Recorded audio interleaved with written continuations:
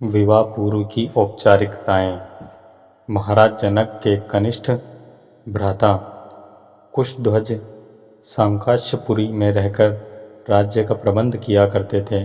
सीता के विवाह का समाचार पाकर महाराज वे सभी सांकाश्यपुरी से मिथिला आ गए।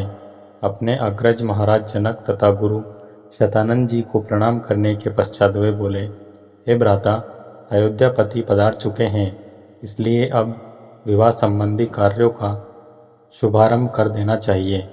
इस पर जनक जी ने शतानंद जी से कहा, हे गुरुवर, भाई कुशध्वज के कहने के अनुसार हमें शुभ रीतियों और विधि विधानों के अनुसार कार्य प्रारंभ करना चाहिए। अतः आप शीघ्र जाकर अयोध्यापति महाराज दशरथ को राजकुमारों सहित आदर पूर्वक यहाँ लिवा लाइए। शतानंद जी जनवासे में महाराज दशरथ के पास पहुँचे और उन्हें आदर पूर्वक बोले, महाराजाधिराज मिथिला नरेश महाराज जनक अपने कनिष्ठ भ्राता कुशध्वज परिजनों एवं समस्त मंत्रियों के साथ आपके दर्शनों के लिए उत्सुक हैं और अपने दरबार में आपकी प्रतीक्षा कर रहे हैं। इसलिए आप अपने मंत्रियों सहित पधारकर उन्हें कृतार्थ कीजिए। राजा जनक का संदेश पाकर राजा दशरथ गुरु वशिष्ठ मंत्रियों एवं राजकुमारों के साथ वहां पहुँचे जहां राजा जनक उनकी प्रतीक्षा कर रहे थे। मिथिलापति ने खड़े होकर उन सबका स्वागत किया और उन्हें बैठने के लिए यथोचित स्थान प्रदान किया। जब सब अपने अपने स्थानों पर विराजमान हो गए तो इक्ष्वाकु वंश के गुरु वशिष्ठ जी ने राजकुमारों का गोत्र पढ़ना प्रारंभ किया, जो इस प्रकार था। आदि रूप स्वयंभू ब्रह्मा जी से मारीच का जन्म हुआ। मरीचि के पुत्र कश्यप हुए। कश्यप के विवस्वान और विवस्वान के वेवत्स मनु हुए। वेवत्स मनु के पुत्र इक्ष्वाकु हुए। इक्ष्वाकु ने अयोध्या को अपनी राजधानी बनाया और इस प्रकार इक्ष्वाकु कुल की स्थापना। इक्ष्वाकु के पुत्र कुशी हुए। कुशी के पुत्र का नाम विकुशी था। विकुशी के पुत्र बाण और बाण के पुत्र अरण्य हुए। अरण्य से पृथु और पृथु से त्रिशंकु का जन्म हुआ। त्रिशंकु के पुत्र धुंधुमार हुए। धुंधुमार के पुत्र का नाम युवनाश्व था। युवनाश्व के पुत्र मंधाता हुए और मंधाता ने सुसंधि का जन्म हुआ। सुसंधि के दो पुत्र हुए, ध्रुवसंधि एवं प्रसेनजित। ध्रुवसंधि के पुत्र भरत हुए। भरत के पुत्र अस्ति हुए और असित के पुत्र सगर हुए। सगर के पुत्र का नाम असमंजस था और असमंज के पुत्र अंशुमान तथा अंशुमान के पुत्र दिलीप हुए। दिलीप के पुत्र भगीरथ हुए। इन्हीं भगीरथ ने अपनी तपोबल से गंगा को पृथ्वी पर लाया। भगीरथ के पुत्र कुकुत्स और ककुत्स के पुत्र रघु हुए और रघु के अत्यंत तेजस्वी और पराक्रमी नरेश होने के कारण उनके बाद इस वंश का नाम रघुवंश हो गया। रघु के पुत्र प्रवृद्ध हुए, जो एक श्राप के कारण राक्षस हो गए थे। इनका दूसरा नाम कलमाशपात था। प्रवृद्ध के पुत्र शंखण और शंखण के पुत्र सुदर्शन हुए। सुदर्शन के पुत्र का नाम अग्निवर्ण था। अग्निवर्ण के पुत्र शीघ्रग और शीघ्रग के पुत्र मरु हुए। मरु के पुत्र पशुश्रुक और पशुश्रुक के पुत्र अम्बरीश हुए। अम्बरीश के पुत्र का नाम नहुस था।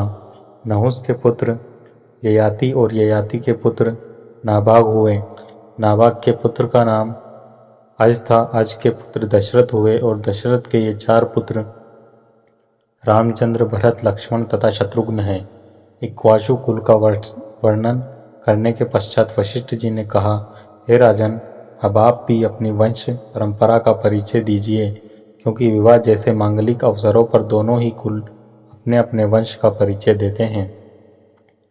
महाराज जनक बोले, महर्षि, आपने सर्वथा उचित बात कही है। अब मैं भी अपने कुल का परिचय देता हूँ। प्राचीन काल में निमि नामक एक धर्मांधता राजा थे। उनके मिथि नामक पुत्र हुआ, जिन्होंने मिथिला बसाई। मिथि के पुत्र का नाम जनक था। उन्हीं के नाम पर मिथिला के राजा लोग जनक कहलाते हैं। जनक के पुत्र उदावसु और उदावसु के पुत्र नंदीवर्धन हुए। नंदीवर्धन के पुत्र का नाम शूरवीर था। शूरवीर के पुत्र सुकेतु और सुकेतु के पुत्र देवरात हुए और देवरात के पुत्र का नाम ब्रह्मद्रथ था। बृहद्रथ के पुत्र महावीर और महावीर के पुत्र सुधृति हुए। सुधृति के पुत्र का नाम धृतकेतु था और दृष्टकेतु के पुत्र हर्यश्व और हर्यश्व के पुत्र मरु हुए और मरु के यहाँ प्रतिंदक की उत्पत्ति हुई। प्रतिंदक के पुत्र कीर्तिरथ, कीर्तिरथ के पुत्र देवमीड़, देवमीड़ के पुत्र विबुध और विबुध के पुत्र महेंद्रक हुए। महेंद्रक के पुत्र का नाम कीर्तिरथ था। कीर्तिरथ के पुत्र महारोमा, महारोमा के पुत्र स्वर्णरोमा और स्वर्णरोमा के पुत्र हृदयस्वरोमा हुए। हृदयस्वरोमा के 2 पुत्र हुए, उनमें से मैं बड़ा हूँ और मुझमें छोटा कुशध्वज है। हम दोनों भाई इसी प्रदेश में रहकर राजकाज संभालते हैं। कुछ काल पहले संकाश्य से पराक्रमी राजा सुधन्वा ने मिथिला पर आक्रमण कर दिया। वह चाहता था कि मैं सीता का विवाह करके उसके साथ कर दूं। मैंने उसकी मांगें पूरी नहीं की, इसलिए उसके साथ मेरा युद्ध हुआ जिसमें सुधन्वा मेरे हाथ से मारा गया। तब से मेरा कनिष्ठ भ्राता कुशध्वज संकाश्य पर शासन करता है और मैं मिथिला पर। मैं अपनी बड़ी पुत्री सीता का विवाह राजकुमार रामचंद्र के साथ और छोटी पुत्री उर्मिला का विवाह उनके कनिष्ठ भ्राता लक्ष्मण के साथ करना चाहता हूँ।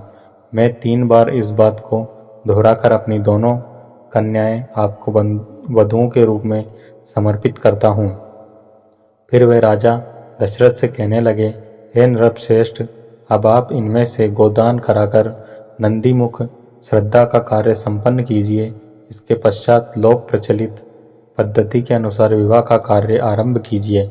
यह अवसर सर्वथा उपयुक्त एवं कल्याणकारी है। आज मंधा नक्षत्र है। आज से तीसरे दिन फाल्गुनी नक्षत्र होगा। इससे अधिक उपयुक्त समय विवाह के लिए दूसरा नहीं हो सकता। आप इन दोनों भाइयों के अद्भुत के लिए गौ, भूमि, स्वर्ण, तिल आदि का दान कराइए।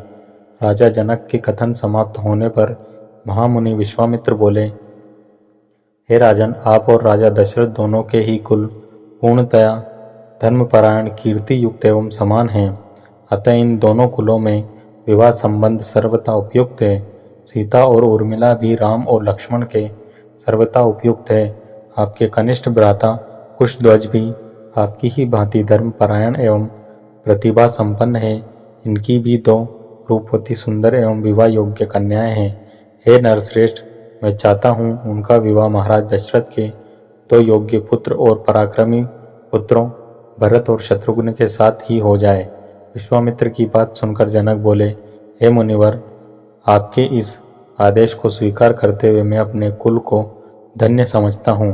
आप भरत और शत्रुघ्न को आज्ञा दीजिए कि वे कुशध्वज की दोनों कन्याओं मांडवी एवं श्रुत कीर्ति को अपनी अपनी पत्नी के रूप में स्वीकार करें। इसके बाद मिथिला नरेश से अनुमति लेकर राजा दशरथ वशिष्ठ जी और विश्वामित्र जी के साथ जनवासे में लौट गए।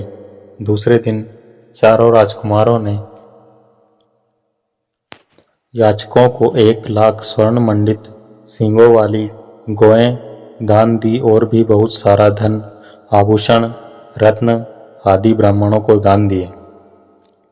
तो दोस्तों, ये थी संपूर्ण रामायण के बालकांड भाग 21 विवाह पूर्व की औपचारिकताएं। ये वीडियो आपको कैसी लगी हमें कमेंट करके ज़रूर बताएं, और वीडियो अच्छी लगी हो तो वीडियो को लाइक, शेयर और ऐसी और वीडियोस के लिए हमारे यूट्यूब चैनल को सब्सक्राइब जरूर करें। वीडियो में अंत तक बने रहने के लिए आप सबका धन्यवाद। जय श्री राम।